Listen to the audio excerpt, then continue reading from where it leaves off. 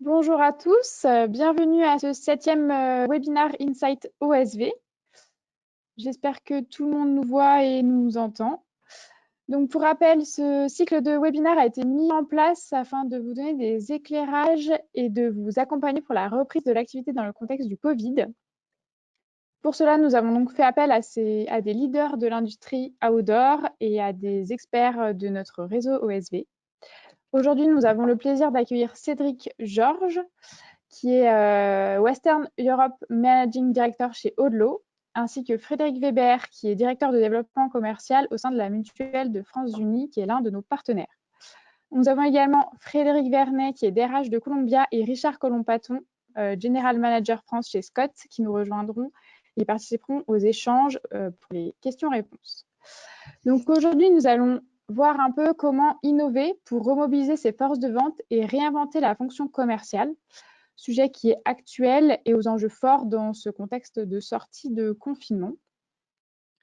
Pour cela, donc, Frédéric nous présentera un peu comment les équipes commerciales de la Mutuelle de France Unie ont été remobilisées.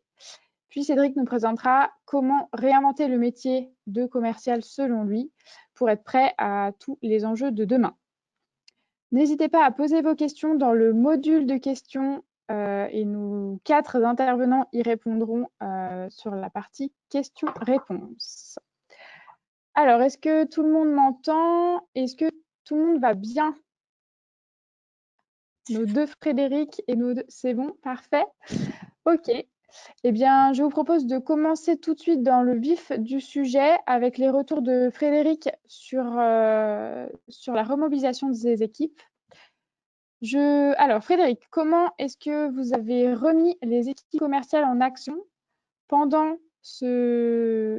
suite à ce confinement?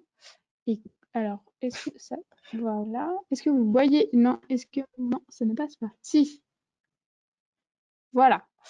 Alors, Super. voilà. Donc, Frédéric, comment avez-vous remis les équipes commerciales en action suite à ce confinement au sein de la Mutuelle de France Unie?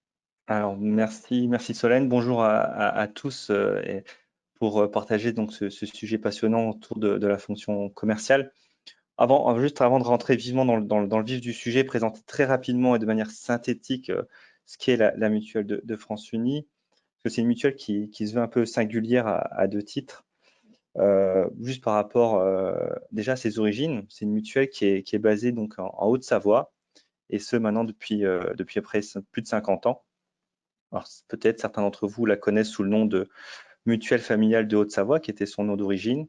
Après, on a eu plusieurs intégrations d'autres mutuelles familiales en France métropolitaine et outre-mer, ce qui a amené un peu à ce changement de dénomination et que tout le monde connaît, Mutuelle de France Unie. Et pour donner donc le périmètre du sujet qu'on va avoir concernant la Mutuelle de France Unie, on s'entend à peu près à 35 agences et bien sûr comme expertise de domaine de compétences, la complémentaire santé et la prévoyance. Donc ça, c'est la mutuelle en soi. Et après, elle est aussi singulière par rapport à par rapport à son indépendance et son autonomie. Ce qui est intéressant aujourd'hui pour nous, acteurs de la protection sociale, où aujourd'hui, on voit qu'il y a une concentration de ces acteurs dans notre environnement de travail. C'est à peu près une course au fonds propres qu'on remarque. Et ça fait perdre aussi toute notion de mutualisme. Et ça, la Mutuelle de France Unie continue à tirer son épingle du jeu, à faire vivre ses valeurs, bien entendu d'experts dans son domaine de compétences, de proximité et de solidarité, et notamment à travers de multiples actions. Aujourd'hui, je suis très content d'être invité par Odor Sport Valley qui travaille au sein de l'économie sociale et solidaire. Et toutes ces actions sont renouvelées par la confiance de nos adhérents ou des entreprises qui nous font confiance depuis de très nombreuses années, notamment en Haute-Savoie. Donc pour terminer la photo et voir le sujet qui nous intéresse aujourd'hui, la Mutuelle de France Unie, c'est environ 140 collaborateurs sur le développement commercial, tant sur des postes sédentaires qu'on peut tous connaître, bien sûr, les agences physiques, les plateformes, et également, bien entendu, des postes itinérants. Alors, si je reprends votre question, Solène, c'est comment innover pour remobiliser ses forces de vente? Là, aujourd'hui, pour ma part, il n'est pas question d'établir une unique méthode de vente pour aujourd'hui ou pour demain sur ce sujet. c'est juste de vous partager l'expérience qu'on a vécue au sein de la mutuelle. Et comme vous pouvez le voir sur cette première slide, on a utilisé un outil de management extrêmement connu que tous connaissent, j'en suis certain, qui est la pyramide de Maslow. Et à travers cette pyramide, on va pouvoir évoquer l'expérience qu'a vécue la Mutuelle de France Unie au travers de son post-confinement et de sa remobilisation de ses forces commerciales. Alors, quand on parle d'innovation, je me suis dit, on a deux possibilités. Soit on crée un nouvel outil, une nouvelle méthode pour gagner en efficacité, en plus-value, en fluidité. Soit, si on regarde un peu ce qu'a fait la mode vestimentaire, ce qui est assez rigolo, c'est qu'on ressorte souvent des cartons, ce qui a marché un temps. Au niveau vestimentaire, on voit très bien, par exemple, les jeans style haute, qui fut un temps le là des années 80, deviennent le là des années 2020, donc 40 ans après. Et on l'adapte à un nouvel environnement. C'est sur quoi on est parti au niveau de la mutuelle. On s'est dit, on va prendre quelque chose de simple qui a fonctionné et on va l'adapter à ce nouvel environnement qui est tout nouveau, parce que je pense que chaque entreprise qu'on connaît a connu des crises. Hein, c'est le lot malheureusement de chaque entreprise, mais n'a jamais connu de pandémie telle que le Covid-19. Donc nous, à travers cette pyramide de Maslow, c'est ce que je vais vous faire vivre, c'est de voir tout ce qu'on a pu mettre en place en termes de mobilisation, de remobilisation de la force commerciale. Alors la mutuelle, bien entendu, elle a connu le confinement, elle a connu la mise en place du chômage partiel. On a eu une vigilance très rigoureuse sur notre trésorerie. On a eu le télétravail. Voilà, on a vécu comme tous une période assez dure, complexe et surtout contraignante. Donc, pour arriver au premier terme qui est les besoins de sécurité, parce que au-delà des besoins physiologiques où l'État, on a tous a joué vraiment un rôle prépondérant, on a vu dans le maintien des salaires des collaborateurs et des salariés en France. Nous, nos premiers efforts donc sont concentrés sur les besoins de sécurité, besoins qu'on pourrait facilement qualifier de prioritaires au vu de la situation. Alors comment ça s'est matérialisé ces efforts? Tout d'abord par un PRA, que l'acronyme veut dire plan de reprise d'activité, comme on peut le voir sur la slide. C'est quoi ce document? C'est un document qui fait à peu près donc une vingtaine de pages, mais qui a pour but déjà de communiquer tous les dispositifs sanitaires selon chaque situation. Donc vous imaginez, vous envoyez un document à l'ensemble des collaborateurs de la mutuelle, qui fait partie d'un groupe, hein, c'est à peu près 260 collaborateurs. Obligatoirement, quand vous recevez un type de document, ça va être soumis à interprétation. On le sait très bien. Et donc, pour éviter un maximum d'interprétations possibles, le PRA a été établi sous forme de mode d'emploi. Que faire en cas de? Alors, c'est un parallèle un peu avec notre métier hein, de mutuelle et d'assureur, où on voit très bien que faire en cas de casse de lunettes, et ainsi de suite.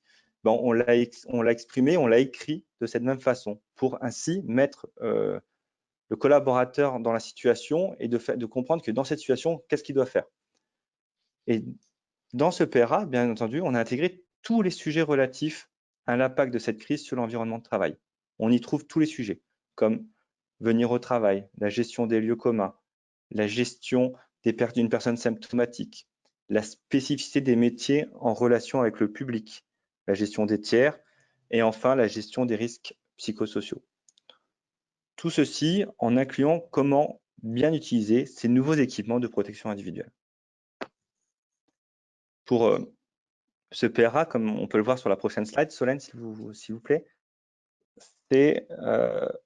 on l'a agrémenté de logigrammes assez simples, conjuguant ainsi photos, descriptifs, détaillés et texte. Là, on le voit très bien. Je pense que vous connaissez fort bien déjà ce logigramme de gauche qui était comment mettre son masque chirurgical. Et l'autre, c'est un logigramme plus personnalisé qui permettait aux collaborateurs qui sont en agence de pouvoir comment travailler en sens unique. Sens unique qui était extrêmement important du fait d'éviter le maximum de contacts entre un conseiller et un adhérent pour éviter la propagation du virus et donc de se protéger notre collaborateur et protéger l'adhérent lui-même. Donc on a travaillé sur cette forme de logigramme en complément de chaque situation pour avoir une meilleure appréhension. Nous, ce PRA, ce plan de reprise d'activité, voilà, il a été nommé, c'est devenu un guide et il fait complètement foi dans l'entreprise. Il a été annexé au document unique des risques et il a été complété par une note de service. Ce qu'il en ressort, c'est que certes, ça nous a demandé pas mal d'heures de travail parce que c'était complètement nouveau, de recherche, de discussion, mais on a eu cette certitude par le biais de retour des collaborateurs, hein, c'est ce qui fait toujours foi dans la certitude, c'est qu'on a su répondre de manière conforme aux besoins prioritaires de sécurité de nos collaborateurs. Et ils se sont sentis en sécurité pour la reprise du travail après 2 mois et demi de pause. Donc, ce besoin de sécurité ayant été acté et mis en place, il était important d'aller sur le troisième besoin, qui est un besoin, alors un autre thème un peu plus complexe, qui est le besoin d'appartenance. Et on arrive donc sur la question que je me suis posée, qu'on s'est posée, comment faire mode commun? Parce qu'en fin de compte, il a fallu se réhabituer à l'autre. Toute cette distanciation physique, sociale, on l'a vu, on l'a peut-être tous vécu chacun de notre propre façon, mais elle entraîne quand même très facilement un repli sur soi, sans même en avoir conscience parfois. Et ça, c'est très dangereux. Et donc, on peut vite perdre les pieds, même si on retrouve son lieu de travail ou ses collègues, qu'elles soient à distance ou en présentiel. Donc pour cela, on a mis en place, spécifiquement pour les collaborateurs qui reçoivent du public, une pré-rentrée. Alors on a remarqué que cette idée, elle a été un peu, alors pas copiée, hein, mais a été utilisée aussi pour l'éducation nationale, on l'a bien vu pour nos enfants. Alors on ne va pas décréter qu'il y a la paternité de l'idée hein, de cette pré-rentrée, on n'est pas là, mais dans tous les cas, on l'a mis en place et ça s'est concrétisé par une ouverture décalée de 48 heures par rapport au dispositif légal prononcé par les pouvoirs publics.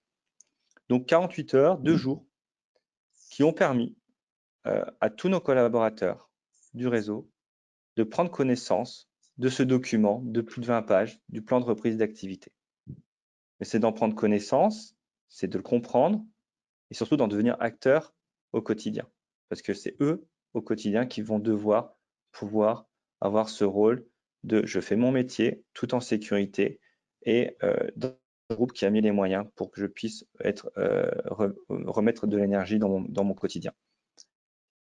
Et donc, ces 48 heures également ont permis de définir les rôles de chacun dans les agences, de laisser le temps de reprendre ses marques et surtout d'échanger avec ses collègues, où chacun a pu vivre des histoires plus ou moins douloureuses, il ne faut pas se le cacher, et également d'échanger avec sa hiérarchie. Pour renforcer et compléter ce besoin d'appartenance, on a modifié nos fréquences de réunion et notre mode de communication. Par exemple, sur les réunions de direction mensuelles que nous avions, on est passé sur des réunions de direction hebdomadaires. Pour les points hebdomadaires qu'on avait avec chaque collaborateur, on est passé à des points quotidiens. Pour le mode de communication, on n'a pas eu le choix. Il a dû lui-même évoluer en supprimant de manière obligatoire ou, je l'espère que temporaire, le présentiel. Et on est passé sur des outils tels que qu'on connaît tous, hein, mais que la conférence téléphonique, la visio ou les groupes WhatsApp. Alors, ce qui a été assez amusant, et ce qu'on regarde maintenant, c'est que c'était des utilisations un peu restreintes, on peut dire privilégiées dans l'entreprise, qui maintenant fait foi commune dans chaque relation que nous avons actuellement post-Covid. Et c'est tout ça qui fait que ce temps d'appropriation, cette pré-rentrée, cette multiplication des échanges, ça a permis de reprendre une vision collective de ce qu'était le réseau commercial pré-Covid et post-Covid. C'est-à-dire le même. En fait, c'est le même avec ses forces et ses valeurs. Et ça, il fallait le redire et il fallait le reprendre. Enfin, pour arriver sur la fin de cette pyramide, hein, la pyramide de Maslow, donc j'ai voulu vous présenter ce qu'on a fait en regroupant ces deux thèmes et ces deux derniers besoins, estime et accompagnement de soi. On est parti sur un point de départ sur les deux derniers, se dire quoi? De se dire que qu'on s'est mis au révélateur, que cette pandémie nous a mis au révélateur, nous a mis au révélateur au niveau de notre réseau commercial. Et c'est ce que j'écris, et j'ai pas eu peur de leur dire, c'est que la crise sert de révélateur de qui nous sommes.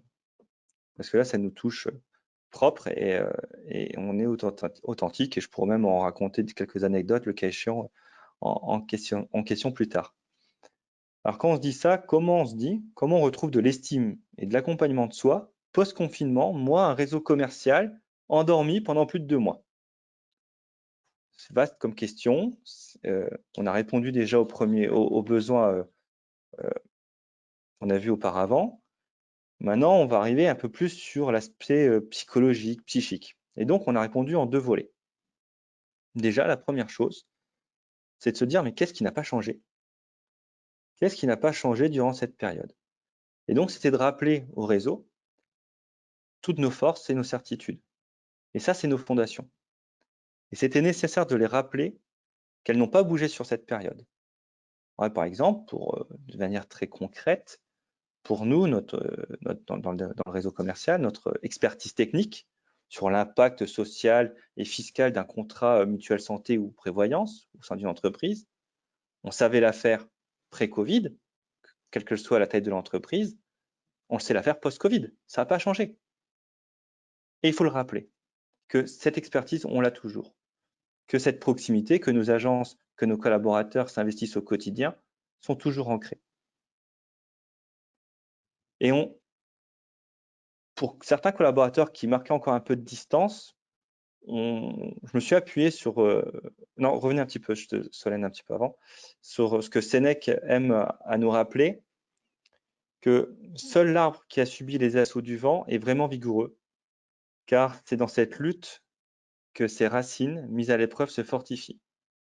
Et donc se dire que tous les engagements qu'on avait pris pré-Covid ou sur un plan stratégique comme le nôtre 2019-2022, bah, tous ces engagements que nous avons pris doivent encore se fortifier post-Covid. Et donc, c'est dans cette perspective que nous avons mis en place des communiqués par la direction générale, la gouvernance de la mutuelle envers toutes les équipes.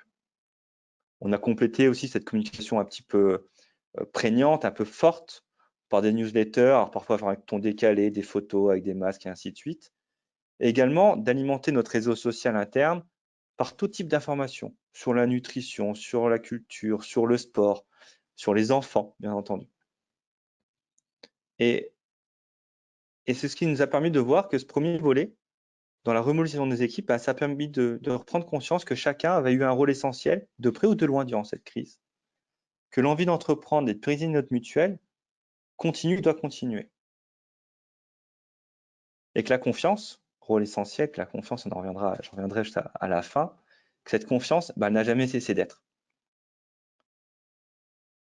Enfin, pour terminer sur ces besoins, le second volet consiste plus à travailler sur l'aspect psychique du réseau commercial. On avait peur d'aller sur des sujets qui peuvent être très rapides, qui étaient d'éviter les excuses pour ne pas faire. Et donc, pour cette dernière slide que je vais vous montrer, on s'est basé sur la citation de John Rohn, qui nous dit ce n'est pas le vent qui décide de votre destination, c'est l'orientation que vous donnerez à votre voile. Le vent est pareil pour tous. Alors bien sûr qu'on peut projeter facilement une course de bateau à travers cette citation. Mais si on fait un parallèle à notre situation qu'on a vécue au niveau du Covid, le vent est pareil pour tous. Bah oui, l'impact de cette crise, il est global. On l'a vu au sein de notre environnement de travail, que ce soit nos clients, nos clients adhérents, que ce soit des adhérents individuels, que ce soit des clients entreprises, ils ont été touchés. Notre structure, comme je vous l'ai évoqué, a été bien sûr impactée, nos prospects et aussi nos concurrents. C'est aussi bon de le rappeler. Certes, chacun a sa propre mesure, mais l'impact a été global et donc le vent était pareil pour tous. La voile, si on l'imagine, c'est ce qu'on a vu auparavant sur le premier volet. C'est toutes les fondations qui fait qu'aujourd'hui, notre structure en est là, que ces projets ont continué à vivre et évoluent pour pouvoir toujours avancer et pérenniser l'entreprise. Le maître mot, en fin de compte, c'est bien l'orientation. C'était de faire comprendre de toujours pouvoir avoir cette orientation qu'on veut donner et cette dynamique. Et c'est de faire comprendre que notre orientation, doit se concrétiser par la volonté que chaque collaborateur doit aller au-delà des difficultés premières. En sorte, dans tout ce qu'on a fait avec notre équipe, c'était de les basculer, s'il y en avait, des comportements orientés problèmes vers des comportements orientés solutions. Alors, vous dire aujourd'hui que c'est avec certitude que tout fonctionne et parfaitement bien, ça serait aller trop vite en besogne.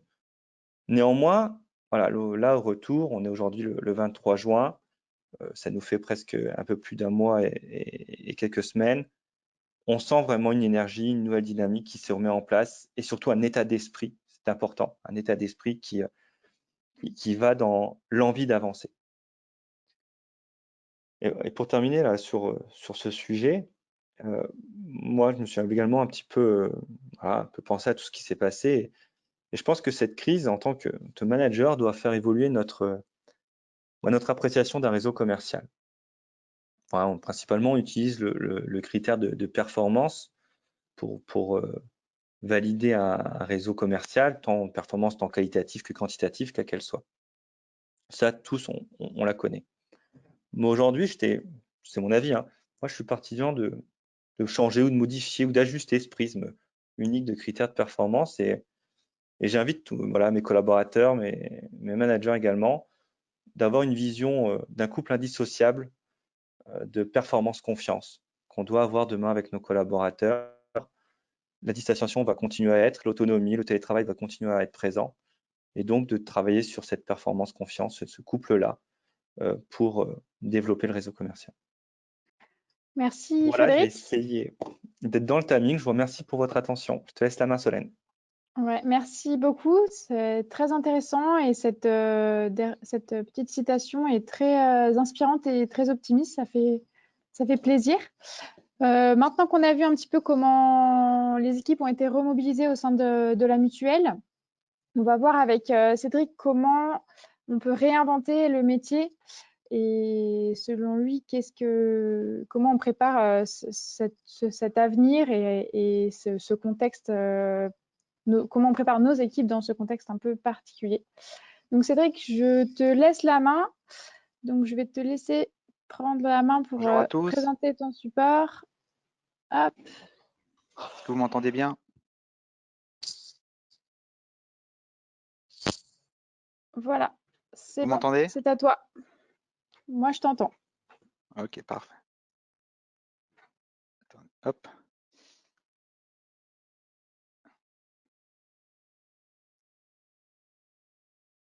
Pardon, j'essaie juste de cacher cela.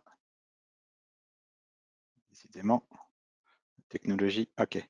Donc, je vous remercie d'être présent. Je vais essayer d'être bref et de tenir en une vingtaine de minutes. L'objectif prioritaire, c'est de répondre plutôt à la préparation de l'avenir, ce qui se passe entre maintenant et les mois qui vont venir, la réaction que doit avoir un manager ou un leader d'entreprise par rapport à une situation relativement particulière, sans précédent, et qui doit nous amener à repenser la fonction commerciale et aussi à remobiliser ses troupes pour faire en sorte que la société reparte sur des rythmes de croissance qui sont soutenus. C'est vrai qu'on a une slide de contexte, on a tous vécu la même chose et Odlo a été particulièrement affecté puisqu'on vend principalement dans des distributeurs physiques comme Intersport, GoSport, Vieux Campeur. Donc le fait que le 16 mars 2020 tout s'arrête, c'est-à-dire les magasins ne peuvent plus vendre, à part le digital, nous a vraiment mis un coup d'arrêt à nos plans qui étaient en train d'être exécutés, mais également à nos perspectives de développement avec nos partenaires privilégiés. Et vous pouvez voir ici quelques dates clés qui ont été importantes pendant ce confinement, avec 15 jours après cette annonce, une décision de mettre 70% des salariés en chômage partiel. C'était une décision justifiée par rapport au rythme des affaires qui s'était drastiquement ralenti.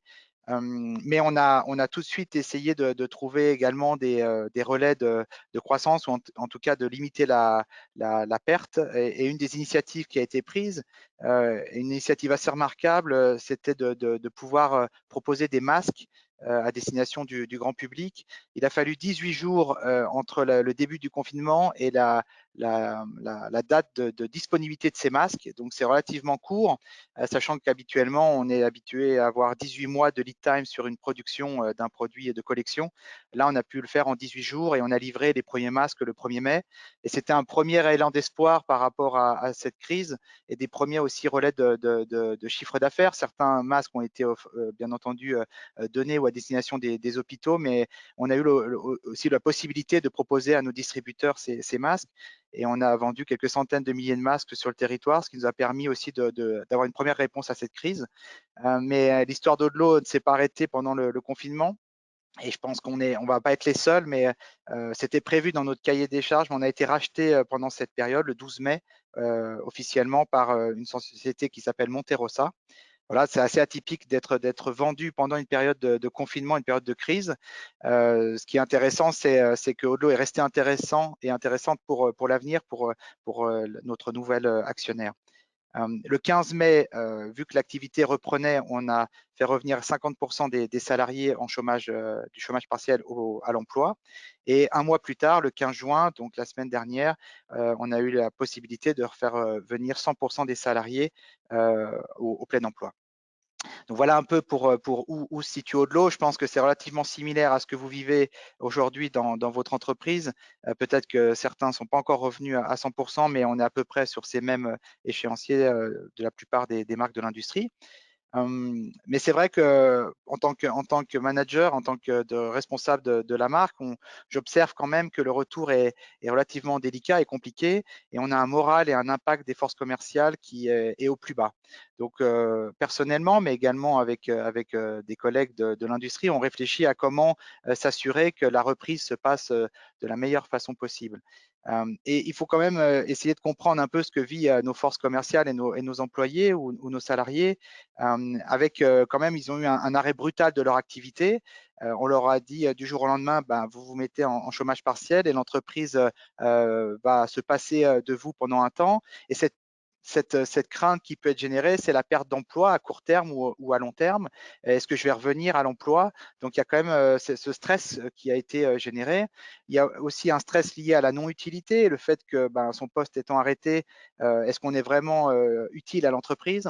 Aussi, la performance est en question, puisque le chiffre partant plutôt à la baisse compte tenu de la crise, est-ce que je vais avoir une perte de rémunération, notamment pour les commerciaux qui ont une part de variable pour certains? La reprise, même si elle est partielle ou totale, elle a été douloureuse et elle est toujours douloureuse. On est face à des clients qui sont perdus. Il y a une perte de repères et d'efficacité, des clients qui ne sont pas enclins à parler affaires, mais qui sont plutôt à faire face à des problèmes de trésorerie, des problèmes d'inventaire. Et ces problèmes-là sont des problèmes pas forcément nouveaux, mais totalement exacerbés par cette crise. Et donc, la reprise est pas simple pour l'ensemble des forces en présence. Et puis, il faut aussi avoir en tête que la reprise a été relativement brutale, tout comme l'arrêt l'a été.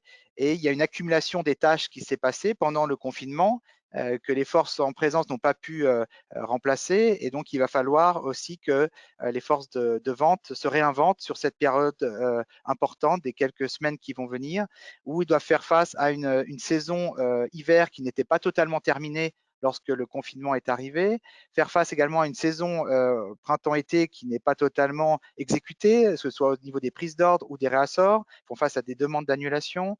Et puis également, ils doivent préparer printemps-été 2021. Donc, on leur demande de faire beaucoup de choses dans un temps très court. Et ça peut leur faire un peu peur et leur montrer que la productivité est clé. Ils ont le sentiment de n'être pas productifs dans cette période-là. Donc voilà, on a des forces qui sont vraiment secouées et sur lesquelles il faut apporter une solution. Et parallèlement à cela, si on prend un peu de recul sur l'industrie, il y a clairement cette crise qui n'a pas de précédent va, selon ma lecture, accélérer 3 mutations. Et c'est des choses qui sont totalement partagées par les économistes et par la situation que l'on vit. Et pour moi, ces 3 mutations clés sont fondamentales aussi à digérer et à intégrer dans son processus de stratégie et de leadership afin d'être totalement complet face à la réponse à apporter. La première mutation clé, c'est la concentration des acteurs. On l'a expérimenté dans le passé, mais c'est en train d'accélérer. On voit qu'il va y avoir moins en moins de distributeurs. On fait face à des des faillites ou à des consolidations de distributeurs. Il y a des distributeurs qui sont en vente, il y a des distributeurs qui sont amenés à disparaître. Donc, on voit très clairement cette concentration qui se passe. Au sein des distributeurs, il y a également des choix qui s'opèrent. Donc, il y a une concentration des marques. On voit aussi que les marques se concentrent, c'est-à-dire elles se regroupent et celles qui se sont regroupées cherchent à avoir d'autres potentielles marques pour augmenter leur diversification. Et puis les faiseurs, les distributeurs sont également à le choix de marques stratégiques et vont également faire des choix. Donc cette concentration va amener beaucoup de tensions et aussi beaucoup de changements dans la relation commerciale qu'on est en train de vivre avec nos clients. Il y a un trend qui n'est pas nouveau, et là je vous apprends rien, mais qui est en train vraiment de s'amplifier, notamment avec cette expérience du confinement où on a tous essayé de se reconnecter avec la nature. C'est cette éco-responsabilité qui devient vraiment un prisme clé pour nos consommateurs, notamment pour les nouvelles générations, et qui doit être totalement intégrée et absorbée par les stratégies pour leur développement à venir. Et puis le troisième mutation qui est en train vraiment d'accélérer fortement, c'est la digitalisation. Et le marché, très clairement, s'est orienté sur le digital et le e-commerce. Donc, quand on a toutes ces mutations en tête et également le fait qu'elles vont vraiment accélérer dans les mois qui vont venir, il est important d'intégrer une réponse qui soit adaptée et qui permette aussi à vos salariés et collaborateurs de comprendre quel rôle et quelle fonction ils vont jouer au sein de ce nouvel échiquier. Donc pour moi, il est important d'innover et il faut changer la façon de faire, innover pour remotiver vos équipes, pour également rebondir après une période de ralentissement et de crise, et également vous différencier pour être efficace face à une concurrence toujours plus importante. Donc, pour répondre en fait à cette problématique-là, j'ai souhaité partager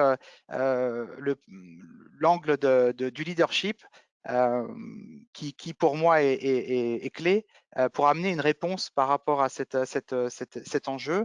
Je l'ai mis en anglais parce que je l'ai appris comme tel. J'ai été formé sur ce principe du leadership. Vous avez certainement une lecture propre de ce qu'est le leadership. Moi, j'ai cette vision qui me semble juste d'avoir 5 étapes clés. Qui soit la partie vision et plan stratégique, la partie activer et mettre en place des plans, la partie engagement des collaborateurs, la partie energize, c'est-à-dire comment vous allez faire en sorte que les équipes soient motivées derrière votre projet. Et enfin, ce qui est fondamental dans le leadership, c'est quand même l'exécution et comment vous faites en sorte que la marque soit exécutée au niveau d'excellence. Donc, au travers des 5 slides qui vont suivre, je vais essayer de vous montrer comment on peut réinventer et repenser le métier de commercial pour répondre à ces enjeux. Sur la partie Envision, en tant que leader, en tant que manager commercial ou en tant que leader d'entreprise, la première chose à faire, très rapidement, ça a déjà dû être initié, mais il va falloir prendre des décisions relativement vite, c'est de repenser et de revoir votre organisation et vos objectifs. Votre organisation avant le Covid et après le Covid doit être pensée et préparée pour faire face à l'avenir. Au sein d'Odlo, par exemple, on a amplifié le rôle du cluster et de la régionalisation. On a musclé les forces en présence au niveau de la filiale française pour mieux servir les pays limitrophes que sont le Benelux, l'Italie, l'Angleterre et l'Espagne. J'ai fait face également à des démissions pendant cette période-là pour des bonnes démissions, parce que les collaborateurs qui m'ont quitté sont partis pour des postes plus ambitieux dans des entreprises plus importantes, donc c'était tout à fait acceptable. Et du coup, la première réflexion, ça a été de repenser l'organisation avec leur départ et compte tenu aussi de la situation, peut-être repenser la façon de suppléer ces départs sans forcément penser à les remplacer. Donc, on doit absolument revoir cette organisation. Ça me paraît fondamental. On a musclé davantage le digital et la fonction e-commerce et on va continuer de le faire puisque ça devient un des piliers importants. Quand je suis arrivé, le e-commerce pesait moins de 7% du chiffre de la filiale ou de la zone. Aujourd'hui, on est à peu près à 35% pour vous donner un peu l'accélération de ce pilier-là. Donc, on a pu créer une fonction de compte clé e-commerce, d'avoir aussi une personne en charge du e-contenu digital. Donc, il est fondamental aussi que votre organisation se transforme vers ces distributeurs digitaux, mais également répondre au mieux aux comptes clés et aux succursales centralisées. Parallèlement, vous avez aussi vos objectifs. Vos objectifs, c'est la slide, enfin c'est le screenshot à droite. J'ai caché bien entendu les éléments sensibles, mais il est important d'avoir un plan stratégique et en tant que leader aussi de positionner là où vous voulez agir et comment vous voulez le faire. Également les objectifs que vous voulez atteindre. Ces objectifs-là, avec cette crise, doivent être pensés et doivent être réajustés. On ne peut pas réalistement rester sur des initiatives qui étaient pensées avant cette crise, qui va avoir des répercussions dans les mois qui vont venir. Donc il est important également de revendre ces plans en interne pour qu'ils soient validés et ensuite de réexpliquer ces plans d'action pour qu'ils soient bien compris, intégrés, qu'ils soient également réalistes et atteignables et suffisamment ambitieux pour préparer l'avenir. Donc ça, c'est la partie Envision et c'est important pour moi de le notifier. Ensuite, il y a toute une approche qui est sur le Enable, c'est la façon de mettre des choses en place pour que vos équipes soient équipées. Et là, très clairement, pour moi, il faut absolument prioriser le digital et la simplification de votre processus de vente. On voit que nos acheteurs sont en train également de se transformer, d'acheter différemment. C'est un trend qui est en train d'arriver. On n'est pas encore au niveau de la grande conso, mais on voit qu'on va de plus en plus sur un processus d'achat centralisé. On voit que des clients comme Intersport accélèrent sur l'achat centralisé, notamment sur des références et des catégories spécifiques, bien initiées par des leaders comme Nike. Il est important d'aller dans cette mouvance, également d'être préparé et de préparer vos équipes à vendre de façon plus conceptuelle. Donc, l'idée principale là que je veux échanger, c'est ces 3-4 exemples qu'on a pu mettre en place au sein d'Odlo et certainement que vous en avez déjà au sein de vos entreprises, mais il est fondamental d'aller dans ces outils-là pour permettre à votre force de vente d'être équipée et de vendre différemment. Pour faire simple, d'un processus d'achat où avant on présentait des échantillons physiques, nous allons chez Odlo vers un processus de vente plus conceptuel où on vend des solutions clés en main basées sur 3 piliers essentiels, l'innovation, l'approche catégorie management et la promotion. Et ces 3 piliers-là doivent être générateurs de valeur et créateurs de valeur pour vos distributeurs. Donc, on travaille notamment la notion de pack optimisé, basé sur de la data et de la ressource et donc de l'analyse du business. Et ces packs doivent être simplifiés et doivent être adaptés aux canaux de distribution. Donc, on a également une stratégie par canaux différenciés. Je pense qu'il faut aller dans cette direction-là et il faut équiper vos forces de vente à vendre davantage de cette façon-là plutôt que de présenter une collection traditionnelle via échantillonnage. Le fait aussi qu'on soit confiné ou qu'on soit de plus en plus virtuel dans nos échanges doit aussi nous amener à repenser la façon de présenter l'offre. Et là, il y a des exemples qui sont en train d'accélérer, notamment le e-showroom. Et peut-être que le showroom traditionnel est en train de disparaître au profit de ces solutions beaucoup plus agiles et beaucoup plus efficaces. Là, vous avez un exemple fait par Dynafit et le groupe Oberrat, mais on est totalement dans ce type d'approche. Et il faut également proposer des solutions clés en main en termes de catégorie management, de solutions d'exécution de la marque par catégorie. Là, c'est très clairement, on observe également que les distributeurs, et pas uniquement GoSport ou Intersport, mais l'ensemble des distributeurs repensent leurs acheteurs davantage comme des catégories managers que comme des acheteurs de produits et d'offres. Et sur la partie droite, vous voyez qu'au sein d'Odlo, on est vraiment dans la partie e-workbook et élastique sur la digitalisation du contenu de l'assortiment. On n'a plus aucun book produit, c'est le cas de le dire, chez Odlo, donc il n'y a plus de book papier, tout a été digitalisé. Et ça, c'est une révolution par rapport à il y a 3 ans. Également, notre échantillonnage a été réduit par plus de 65%. C'était un coût d'à peu près 2 millions d'euros pour l'entreprise au niveau du groupe. Aujourd'hui, c'est un coût qui est aux alentours de 4 à 500 000 euros et nous visons d'ici 3 ans à ne plus avoir d'échantillons de collection, uniquement de l'échantillonnage sur ce qui est SMU ou innovation. Et ça aussi, c'est un changement drastique et complet de la façon de présenter l'offre. Et il a fallu également, du coup, aider et accompagner nos commerciaux à se réinventer pour mieux vendre de façon digitale par rapport à leur façon de vendre et de présenter dans le passé.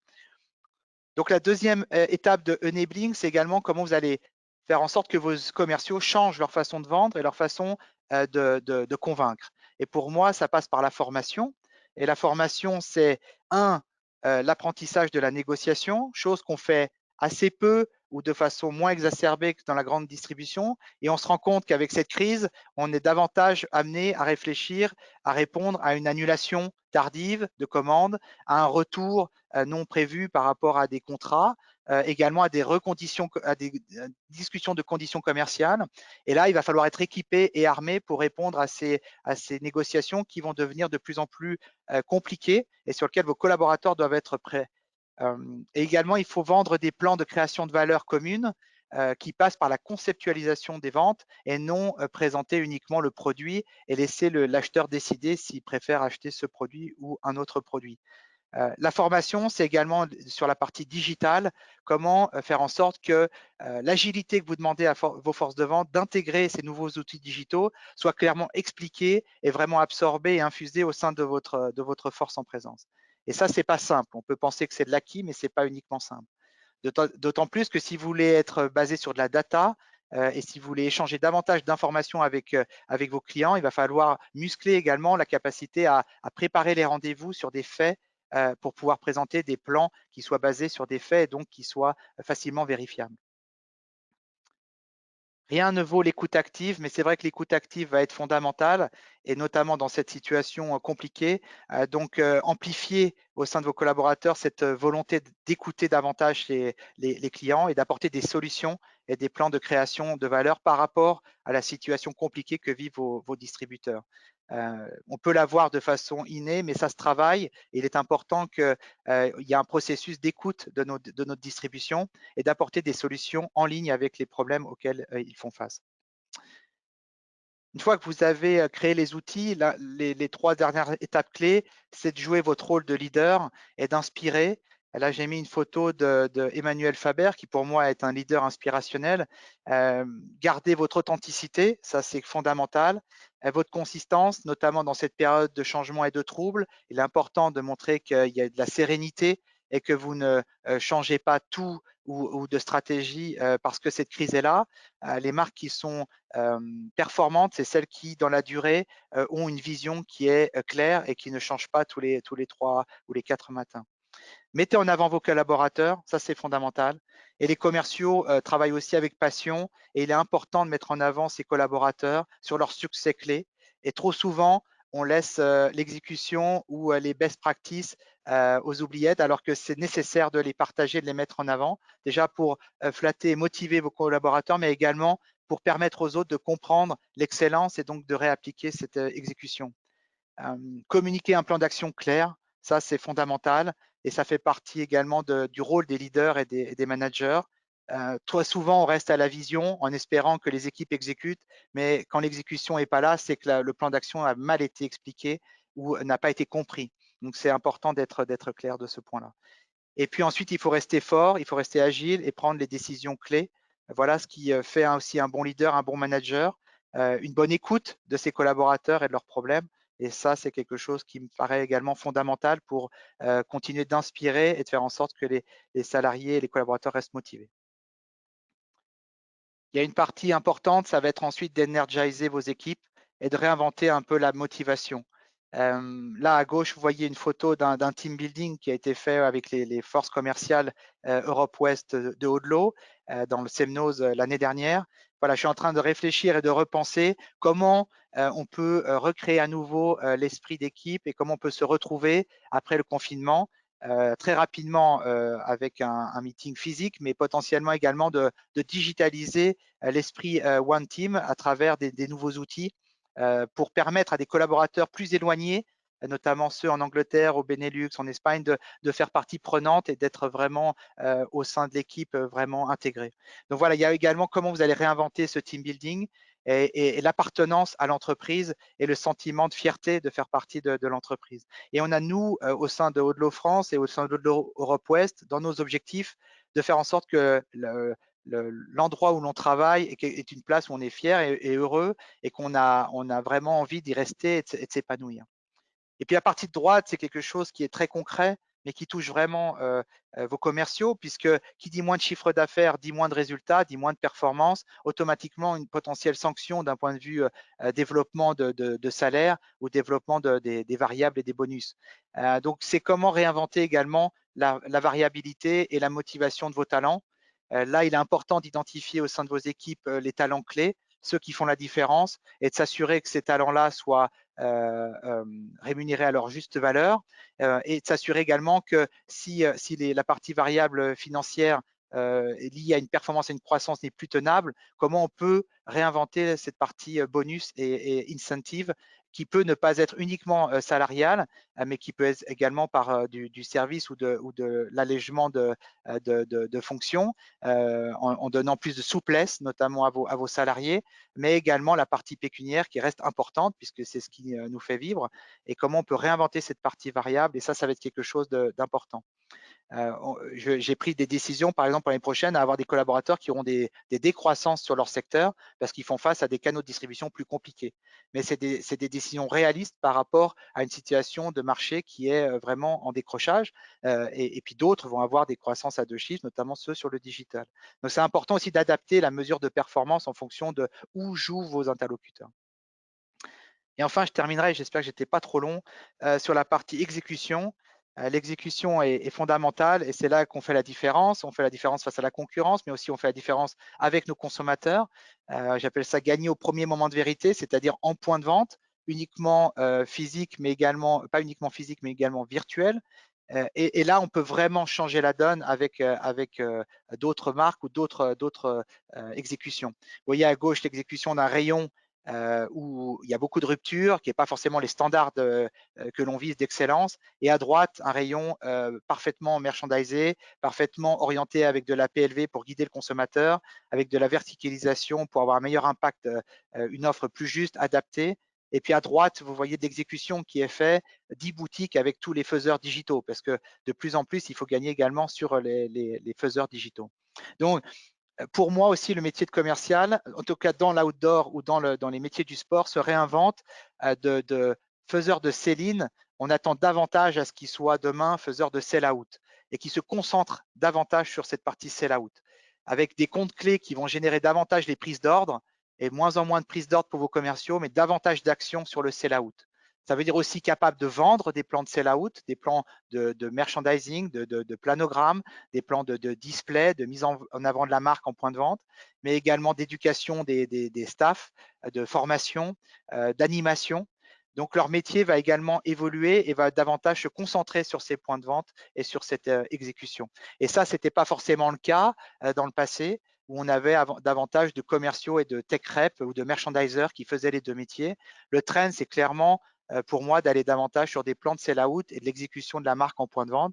Et si vous êtes bien exécuté, vous pouvez espérer avoir le bénéfice de votre plan d'action.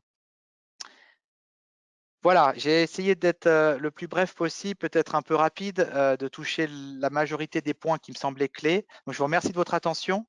Et puis maintenant, ce que je propose, c'est qu'on passe sur les questions que vous avez, j'espère, nombreuses. Merci beaucoup Cédric pour cette présentation. C'était déjà très complet avec le temps relativement court qu'on avait.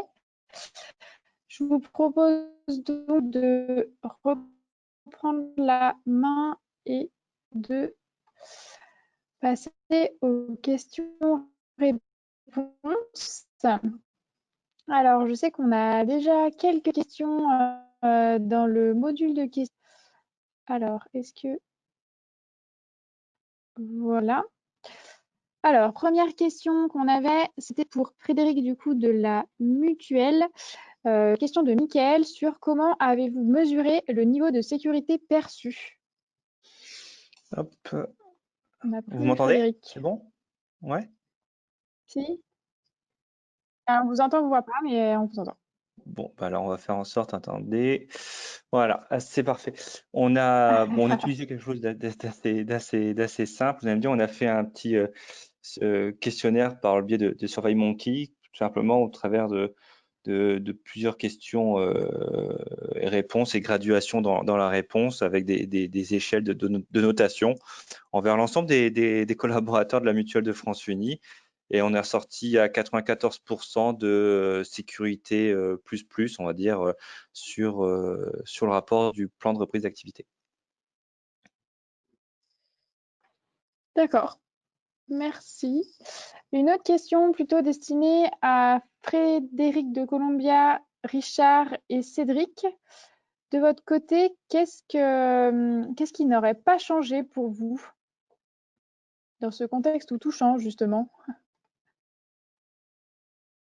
Je ne sais pas lequel de vous trois veut répondre. Frédéric? Frédéric, on ne t'entend pas.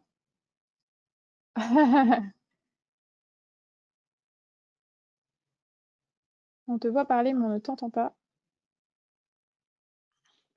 Voilà. Non? Ah, votre son était activé. Est-ce Voilà, que ça marche? c'est bon. Voilà, C'est bon, magnifique. c'est bon.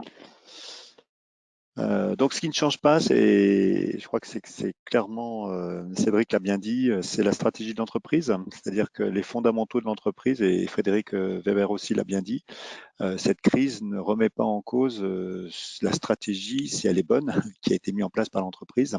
Ce que ça oblige certainement, c'est à une beaucoup plus grande humilité et agilité dans l'action, parce qu'il y a des choses qui changent quand même, comme tu l'as dit, en termes d'environnement, et ça, c'est vraiment le gros changement qu'il faut que nous acceptions.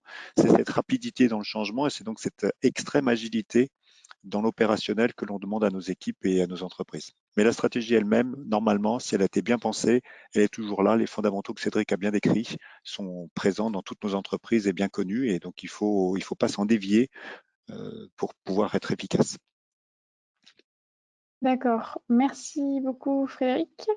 Une autre question pour Frédéric de la Mutuelle. Désolée, on a deux Frédéric aujourd'hui, c'est pas super facile. Alors, quelle force de conviction faut-il déployer pour lever les peurs des collaborateurs à se remettre au travail? Vaste question.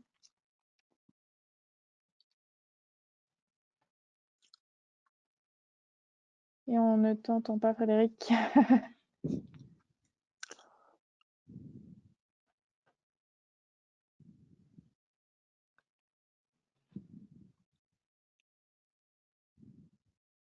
C'est bon.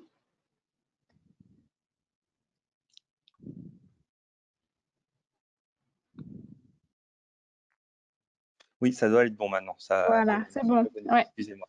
Ouais, ce que j'expliquais, c'est une belle question qui pourrait même être consacrée à un webinaire rien que sur ce sujet. Mais c'est ce qu'on a vu et que Cédric et moi-même, on essaie d'intervenir sur le sujet. Je pense qu'il faut soigner le corps et l'esprit. On fait tout en sorte pour que voilà, notre force commerciale, c'est d'être authentique et donc il faut absolument parler d'humain à humain. Je pense que même si le digital va prendre et va s'accélérer de plus en plus, ce qui fera derrière que le digital fonctionne, c'est toujours l'humain. Et on ne peut pas être purement des chatbots ou des purs robots. Et donc là-dessus, il faut se livrer. Je pense qu'il faut pas avoir peur de se livrer, de sortir de son carcan propre de manager, de leader, mais c'est d'être authentique et de faire comprendre que cette crise nous a tous impactés, quelle qu'elle soit, peu importe notre poste, et que de livrer cette authenticité à nos collaborateurs doit permettre, et je l'espère, doit permettre à avoir ces déclics de remobilisation. D'accord, merci pour ces détails. Une autre question, cette fois, je vais poser à Richard. Selon toi, Richard, y a-t-il un nouvel état d'esprit plus dynamique qu'avant? Et quelles sont les choses à faire évoluer pour l'animation commerciale? Ça peut être on peut voir comment ça se passe chez Scott, selon toi. Tu peux répéter la question, la première partie? Alors, y a-t-il un nouvel état d'esprit plus dynamique qu'avant? Et quelles sont les choses à faire pour faire évoluer dans l'animation commerciale? Oui.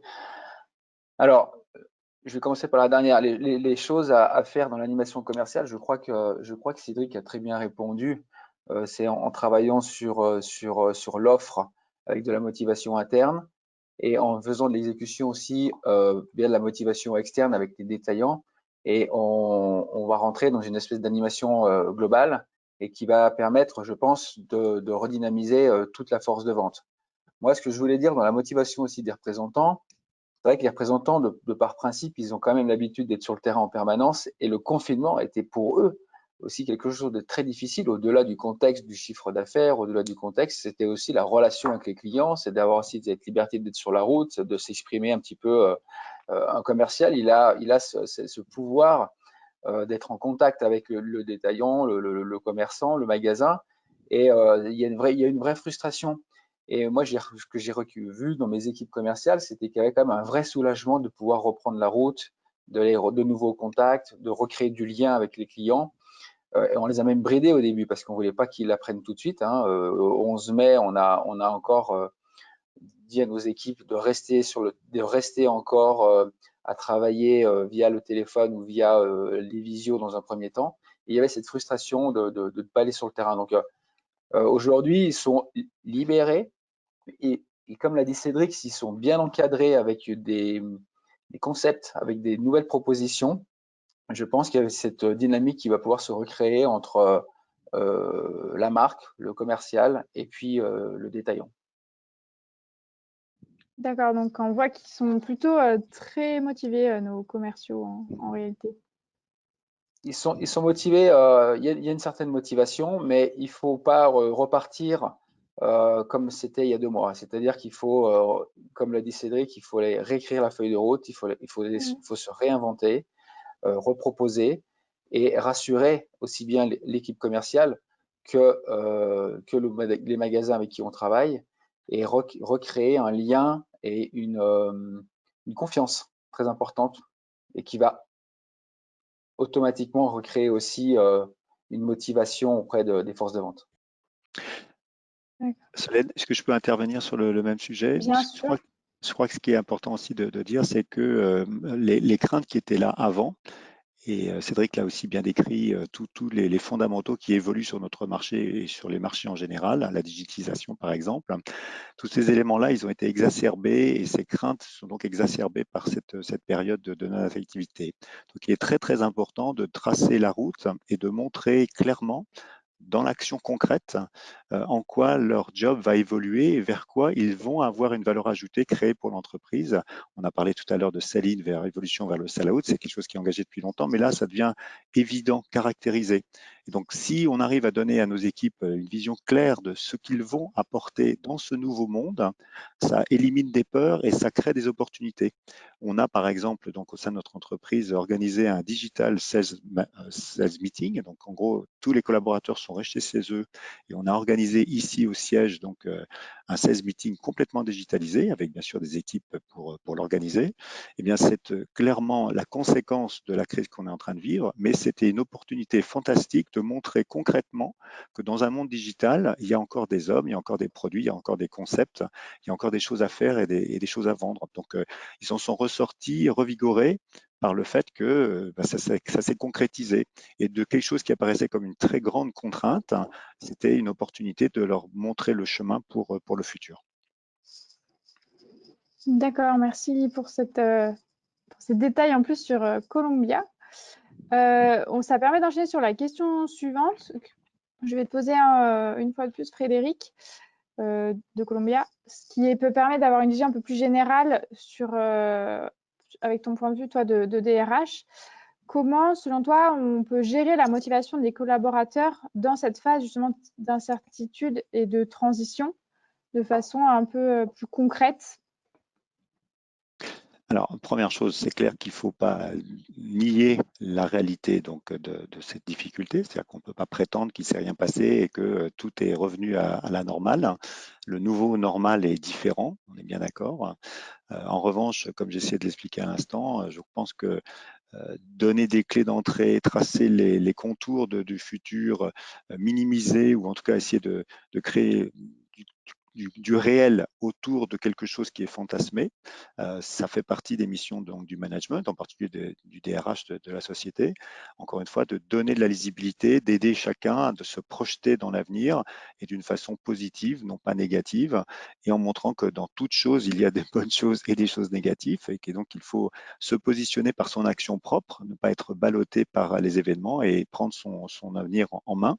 C'est la meilleure façon de le faire le plus brillant possible. Et c'est en gros gros le message qu'on essaie de passer à nos collaborateurs.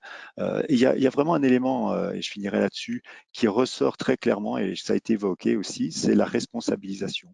On est dans une phase de très grande responsabilisation de chacun des collaborateurs, et ça c'est réellement perçu par les collaborateurs comme une grande opportunité, qu'on leur fasse confiance, et on n'a pas d'autre alternative que de leur faire confiance dans le contexte actuel, et ça c'est très très très motivant pour ceux qui bien sûr sont motivés. Après bien sûr il y a toujours des exceptions, mais l'immense majorité des personnes ressentent cette nouvelle ère comme une ère positive de prise en main de leur destinée et de prise de confiance. Ok, merci pour ces détails complémentaires. Une question pour Cédric. Tu es toujours là, Cédric, c'est bon? Oui. Nickel.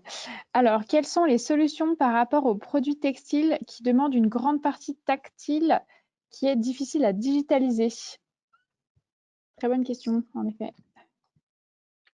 Donc là, on touche la notion de réduction des échantillons et comment on peut continuer à créer un peu d'impact sans forcément avoir de matière.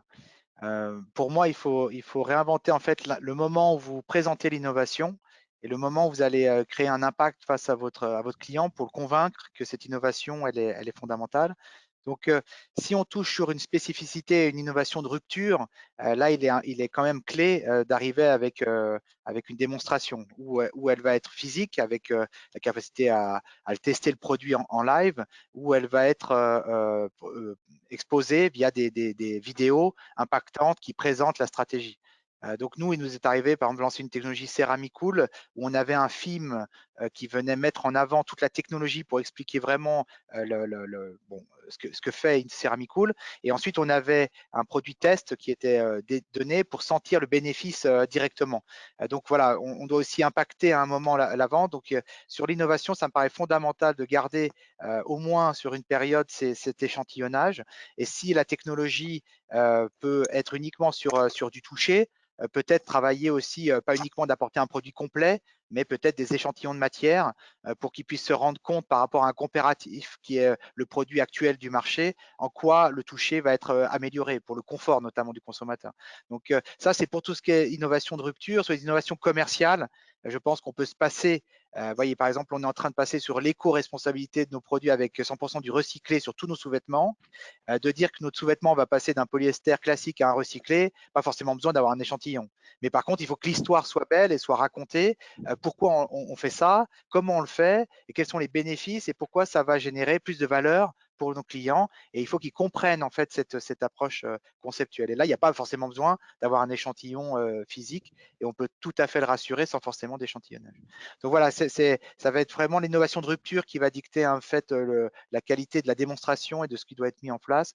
Et pour le reste, on peut vraiment travailler sur du digital. D'accord. Merci, merci Cédric. Une question de Thomas. Est-ce que le D2C et l'omnichannel est-il de l'avenir du secteur de l'outdoor? Alors là, c'est une bonne question. Est-ce qu'il y en a un de vous qui veut répondre? Richard? Oui, alors le B2C fait partie de l'omnicanal. Et aujourd'hui, c'était déjà existant pour certaines marques. Le Covid est un accélérateur de tout. Donc, c'est aussi un accélérateur de ce principe-là aussi. Et oui, moi, je suis persuadé que la distribution de demain va passer par de l'omnicanal. C'est évident. Mais une fois de plus, ça existait déjà avant. Et pour moi, le Covid n'est qu'un accélérateur et une prise de conscience d'aller encore davantage dans ce sens.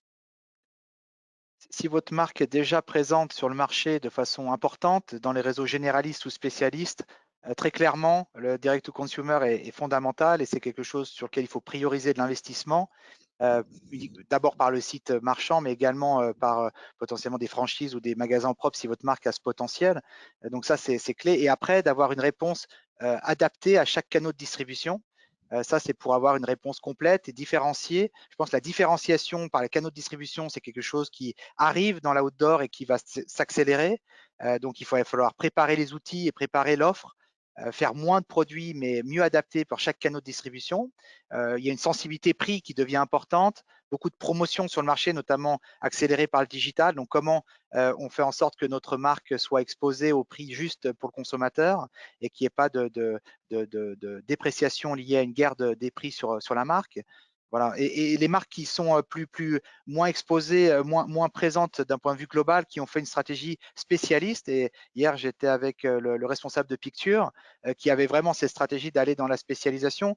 Bon, ben, leur réflexion sur le plan étape 2 et 3, c'est comment aller davantage parler aux consommateurs par le réseau franchisé ou leur site internet, comment être davantage préparé pour le digital et comment peut-être amener une offre qui va être ouverte à plus de distribution. Donc, typiquement, pour développer, l'important, c'est de présenter la marque là où le consommateur est. Et le consommateur, aujourd'hui, il est partout. Et donc, si vous voulez le toucher, il faut apporter une réponse adaptée en fonction du canal de distribution. Je rajouterais juste ce qui est important aussi dans l'omnicanal, c'est d'emmener tout le monde en même temps dans le même sens.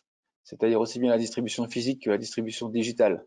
Il faut laisser personne de côté. Il faut arriver à, et je pense que c'est l'enjeu d'une marque, c'est de réussir de l'omnicanal, c'est d'arriver à mixer cette distribution digitale et physique sans mettre de côté qui que ce soit pour le moment. Clair. D'accord. Une question de Ronan pour Cédric et Richard, une fois de plus. Alors, j'imagine les clients et les équipes GoSport, Intersport, Vieux Campeurs, etc., très marqués par la crise, les magasins fermés, la baisse de l'activité. Donc, comment faire concrètement pour que leur dialogue avec les commerciaux ne tombe pas dans la plainte, le négatif, et du coup réussir à les engager sur des plans d'action? Grande question aussi. Cédric? Oui, ben, j'ai abordé ce point sur la partie écoute active parce qu'il va falloir quand même passer par une étape d'écoute des clients parce qu'ils ont raison de se plaindre, ils ont raison de craindre l'avenir. Ils vont avoir des problèmes d'inventaire, de trésorerie, des craintes sur le trafic, sur le panier moyen. Donc, tout ça, c'est des choses qu'il faut bien sûr anticiper parce que c'est des choses qui vont arriver aux oreilles de nos commerciaux. Donc, l'objectif, c'est de placer une proposition de plan de création de valeur qui prend en considération déjà la situation de nos clients et qui, quand on va arriver face à eux, aura déjà une réponse notamment pas totalement préadaptée, mais déjà pensée. Mais on se nourrit également de nos clients et on essaie de comprendre leurs enjeux. Mais leurs enjeux, c'est également pour demain, comment faire venir plus de consommateurs et de clients dans leur point de vente, comment être plus préparé en étant plus digital, comment mieux exécuter les marques en point de vente, comment se reconcentrer sur les marques stratégiques et comment faire le bon choix. Et très clairement, leur vision, ça va être de prendre moins de marques, moins d'assortiments, d'acheter moins mais mieux.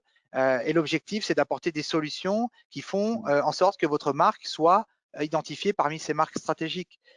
Qu'elle soit petite parce que positionnée sur une niche ou qu'elle soit déjà établie ou leader sur un marché donné.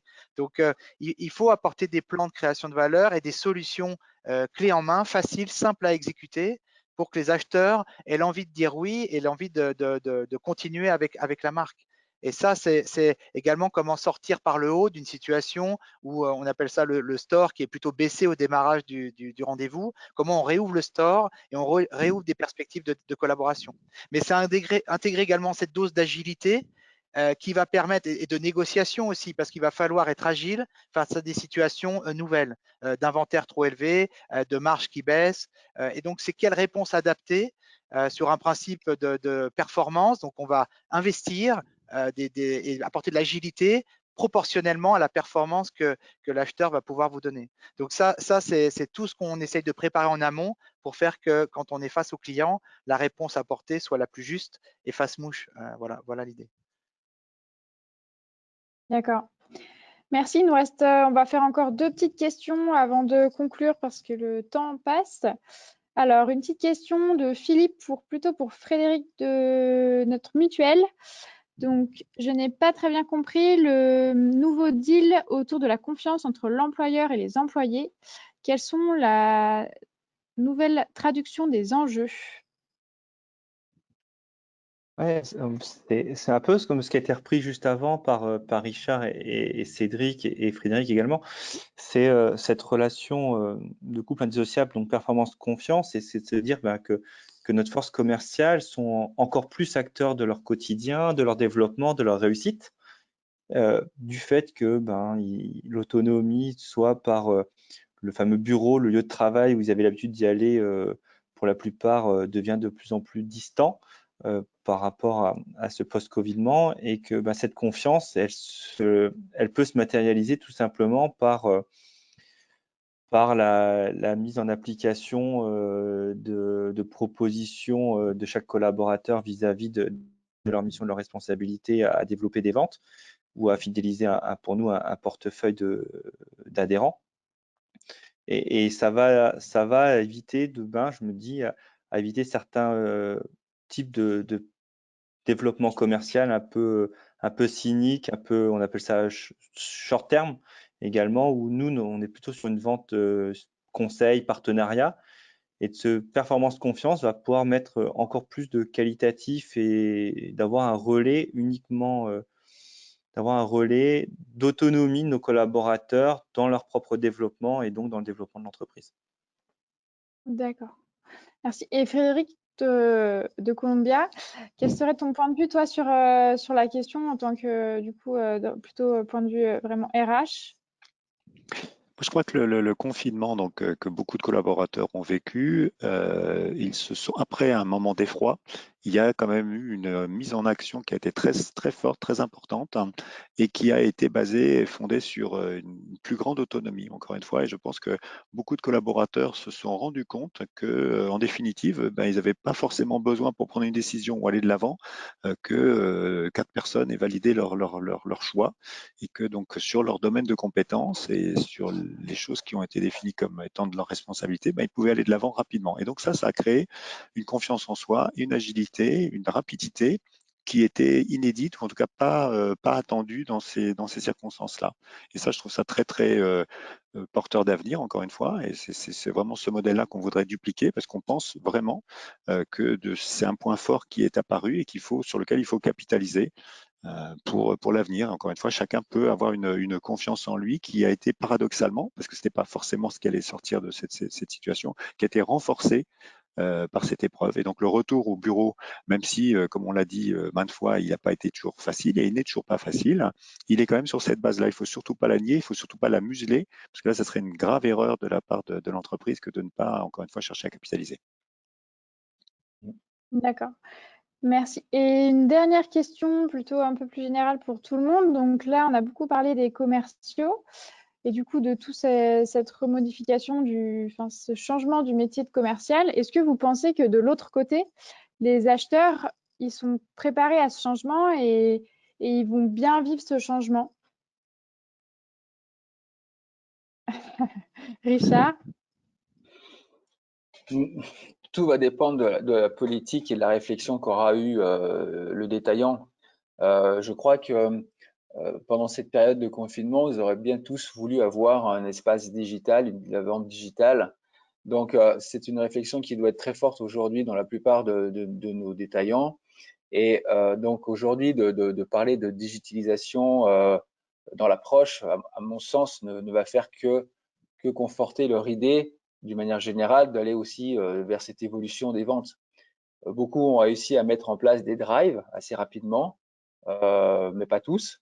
Et tous ont essayé à la fin de vendre de manière digitale, mais je crois qu'aujourd'hui, les acheteurs vont s'adapter, oui, fortement, dans la mesure où la réflexion que nous, marques, pouvons avoir, la distribution est également énormément impactée, puisqu'elles ont eu les magasins fermés, et ça a été très violent. Après, je rajoute juste un point, c'est que sur les magasins physiques, là aussi, il y a une carte à jouer, une spécificité irremplaçable dans un certain type de vente. Et c'est aussi cette capitalisation sur cette spécificité qui peut leur apporter une vraie valeur ajoutée et une confiance dans le futur. C'est complémentaire. C'est vrai qu'il y a une mutation, il y a un basculement de monde qui est en train de s'opérer, et que donc bien sûr, ça se fait en sifflet, ça se fait pas en claquant dans les doigts. Mais en tout cas, ceux qui sont encore que sur du physique, du magasin physique, ils ont des cartes à jouer sur l'accueil, sur la qualité justement de l'offre, de la proposition. Enfin, il y a des tas d'items qu'on peut mettre en avant. Donc, rien n'est perdu. Il faut juste bien comprendre les enjeux et bien saisir ces opportunités pour chacun. Oui, moi je rajouterais juste que, par exemple, pour Scott, on a mis en place déjà l'année dernière et on sent que c'est en train de s'accélérer avec les magasins, du B2B2C. C'est-à-dire que un consommateur qui vient dans le magasin mais qui ne trouve pas spécialement son produit, le magasin a la possibilité de nous le commander et de le faire livrer directement chez le consommateur. Donc, ça apporter du service, de se mettre au niveau de l'Internet. Donc, ça, c'est un outil qu'on avait déjà avant le confinement, mais on sent que les détaillants veulent plus l'utiliser, nous sollicitent davantage aujourd'hui sur cet outil-là pour pouvoir apporter du service équivalent à Internet, on va dire. Tout à fait. Ok. Et ben, merci beaucoup à tous pour vos présentations et tous ces échanges très intéressants. Je pense qu'on a beaucoup appris sur le métier de commercial et l'avenir un petit peu qui nous attend et comment le préparer. Donc, pour les participants qui veulent revoir le webinaire, il va être disponible sur la page YouTube de OSV. N'hésitez pas à le revisualiser. Un grand merci à tous et une bonne journée. Au revoir. Au revoir. À bientôt. Au revoir.